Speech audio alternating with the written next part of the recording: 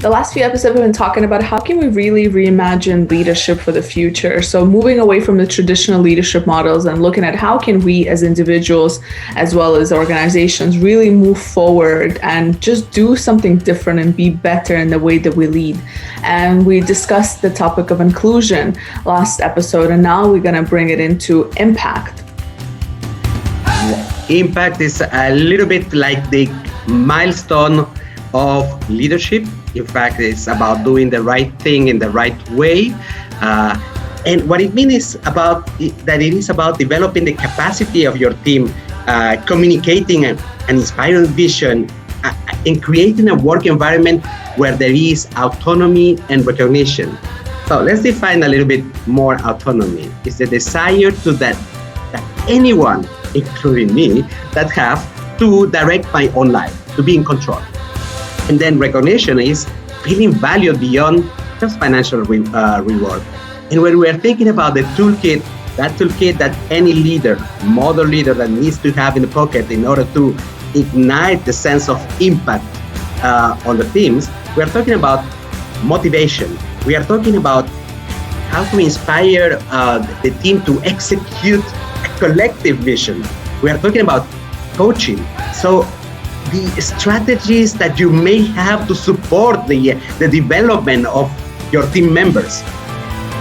We are talking about recognition, the measure of whether the leader acknowledges and rewards the effort of the team beyond financials, as we say. And finally, it's about encouraging ownership. So where the leader empowers others to decide how to do their work.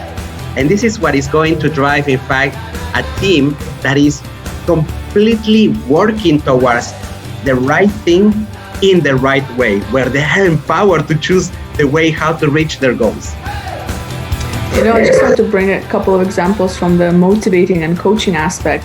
And I think that it's important to point out that when we're talking about motivation or just leadership, like how to be a better leader in terms of driving your team, it's really beyond the carrot and stick approach. So as a leader now, we really need to find ways that we can help individuals to tap into that intrinsic motivation. So what really drives the individuals on their own? How can we really inspire them taking ownership, which requires having that communication, having that safety to be able to have those conversations with your team members. And also when we're talking about coaching, now as we were talking earlier, Yvonne, you mentioned that coaching has become this like trend when inside organizations, even where managers are now believe that they should become coaches. And yes, to an extent, maybe in some aspects, but most importantly, when we talk about coaching, we're not talking about managers becoming coaching. It's about how can you use the strategies and the tools that coaching provides you to drive your team members forward, to help them find that intrinsic motivation, to help them find, the internal sort of inspiration to develop and to drive growth within an organization.